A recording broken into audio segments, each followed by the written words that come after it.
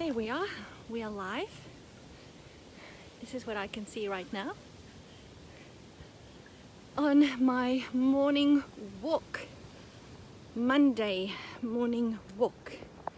So, hey everybody, Gerda here, clinical psychologist and private practice success, business coach and mentor. We've got some traffic here. Let me get out of the way. Say hello. Alrighty, how is the start of your Monday? Good one. You need to make it a good one, right? So why can't I see my title? Anyway, I'll just talk as I do. So the title of today's live stream is I Fell Off the Wagon.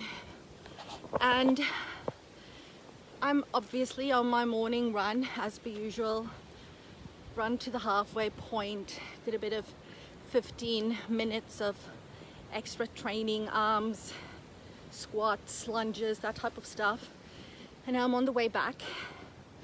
And of course I do a lot of things on my morning walk, right?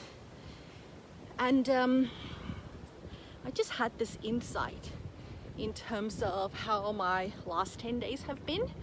And I went, yep, Gerda, you fell off the wagon, as a lot of people do, right? As a lot of people do, just at various points in time. And I guess how it started last night, I was just quickly looking at my diary for the week, but looking at all the deadlines I had, all the stuff that's really important that I need to get done.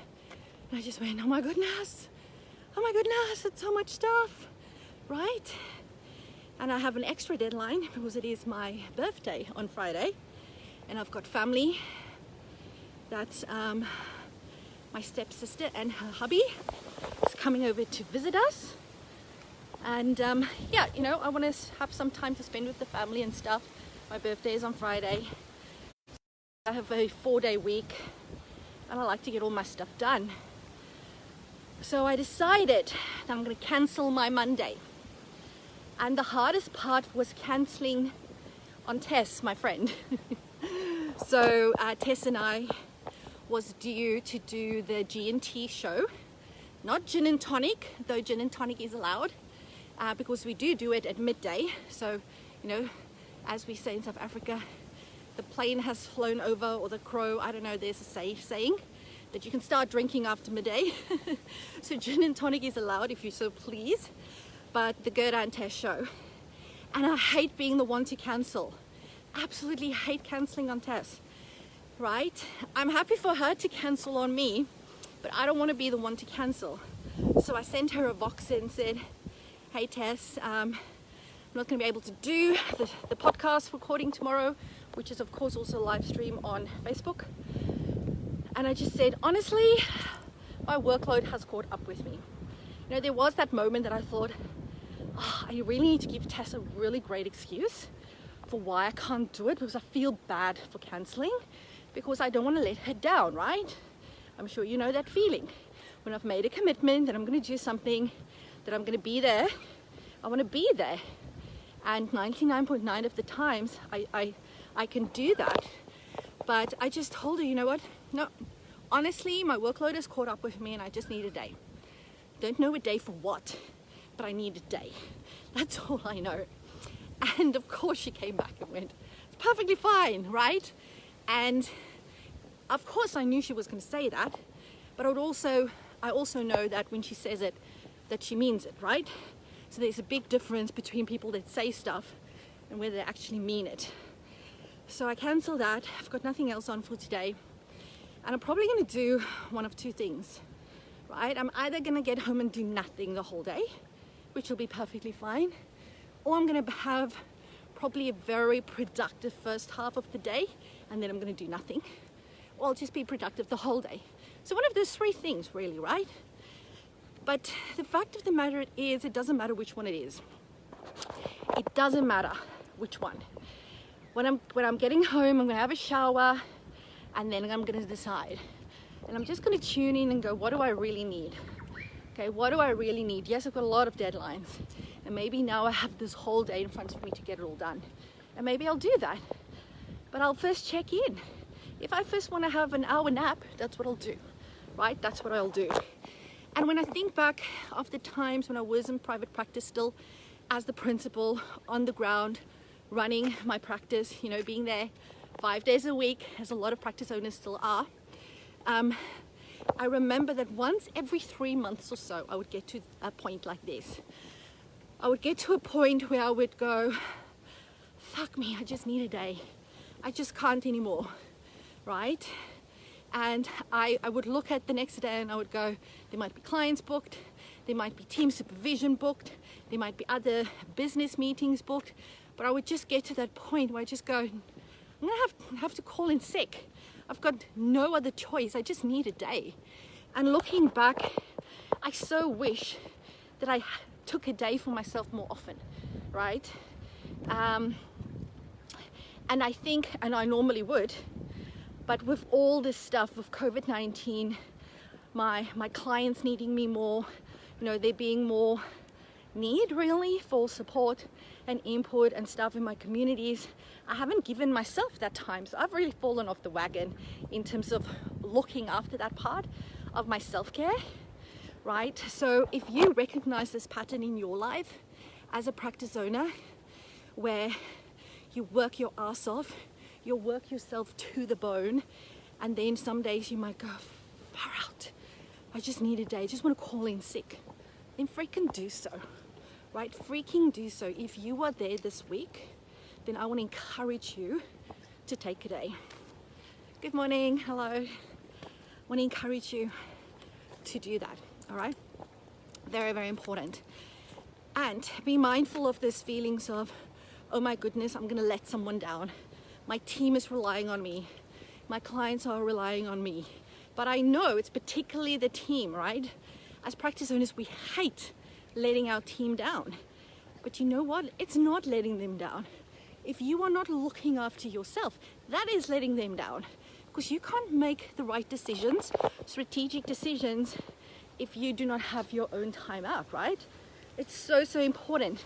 And let's be honest, if your team members are gonna get the shits because you took a day out and you went there to fulfill their needs on that specific day, whilst every other day you do fulfill their needs, well, then they're not worthy of being on your team. You might not like hearing that, but that's the truth, right? You don't want spoiled little brats on your team that expect you to never have a day off when they will most certainly take a day off when they need it, okay? There needs to be like fairness and congruency, and we all know you work your ass off anyway, right? So if you haven't been taking time off, take a day. Take a day. But I also want to encourage you to make sure that you start booking in times so that you don't get to this place of desperation, that you actually take it in more of a preventative manner. Hello. All right. Hey, how are you? Good. All right, very, very important. And the other part where I have fallen off the wagon was these things tend to run together, right? Very, very often. Tend to happen together. Is a couple of weeks ago, I realized that I was eating too many chocolates and bad foods. And I pulled myself together and I said, no more. And guess what? I fell off that darn wagon. And I realized that like a week ago. I realized that, oh my goodness, the bad eating behaviors has crept in as well. And I've spoken about this previously, right? The thing is that I might go out 5 days a week for an hour, running, walking, doing exercises. But when I eat the wrong foods, my body will pick up weight. You know, I've had polycystic ovarian syndrome all my life, got iron deficiency, my hormones plays up, and then when you're stressed, you start to engage in more emotional eating, all of that stuff, and it happens sometimes so slowly, right? But I've again noticed I've fallen off that wagon. My skin is breaking out, I'm feeling sluggish, all of that stuff. So yesterday I decided no more. So yesterday I didn't have any of the foods I'm not allowed to have. Didn't want to start on a Monday. That is not good. You don't start this on a Monday. Started on Sunday. And the thing for me is this: I totally believe in you can eat whatever the hell you want, right? But I also know myself. Like, there's a lot of food that I don't eat. Like, you know, I can walk past the chocolate aisle and all of that stuff. I don't get tempted. I don't eat a variety of bad foods, but I will get stuck on one thing, like Cadbury mint chocolate. That's all I'll eat for sweet stuff.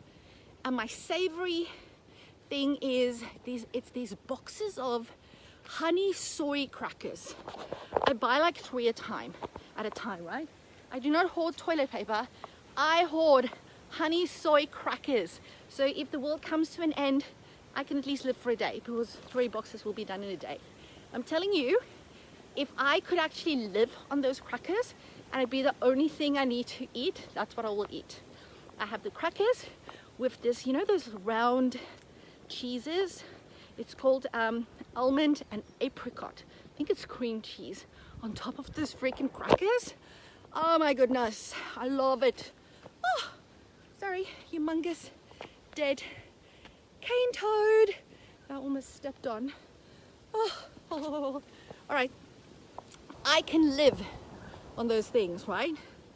But I also know that's not being good to my body. My body reacts. My body tells me, like, you're not looking after me, Gerda, right? You're not looking after me. And the one thing I know is this, that this body is my most steadiest companion. It's been with me every second of the way. It's been with me every second of every day and night. And I really need to honor and respect her. I need to honor and respect, you know, what the food that I eat does to her. Because she tells me by reacting with skin breakouts, okay? By reacting, by picking up weight, even though I'm being active, she tells me that these things aren't good for her. And I can either listen or I can ignore. And, you know, again, I'm not one of those people that say you need to go on diets and stuff, right? I believe that you can eat whatever the hell you want, but I also believe in tuning into your body and making sure that you look after your body. Because at the end of the day, you can't live without your body, right? And I want to live a long life. I want to be here to enjoy the fruits of my labor. And if I want that, I need to listen to her. I need to listen to her when she tells me when she's hungry, or when she tells me she's not, or when she tells me I haven't been moving her and given her that care and attention. She tells me when she hasn't had enough rest, when I haven't slept enough, right? And it's so important to tune into her, because she's really your best friend, right? She's always there. She always has your back. And sometimes we can take things out on her and punish her, especially when the mind and the heart is hurting for various reasons, whether it's personal hurt, whether it's business hurt, business problems, personal problems. It's so easy to take things out on her. And you know what? She's just there. She takes it. She takes it day in, day out. So every now and then when you notice that you've fallen off the wagon, it's really important to go, that's okay. I don't have to judge myself. What I need to do is just start again. Just learn from it. Just see what happened and go, okay, let's start giving her the love again by looking after her and looking after her needs, and every time trying to do a better job of it, right? And be the custodian of this body that we have been given, and really love and cherish her. So yes, that's my little sermon for the morning. Hey Kate, how are you? Hope you had an awesome weekend. I'm sure you did, with the lovely Nick. I believe you spent it with Nicola. Yeah, have a think about that. Really apply this. Ask yourself, how does this apply to your life? And what resetting might you need to do this week to really start looking after yourself properly. All right, gonna love and leave you. Have an amazing day. And as always, all you need to do is say yes to your very own ultimate level 5 private practice. Bye for now.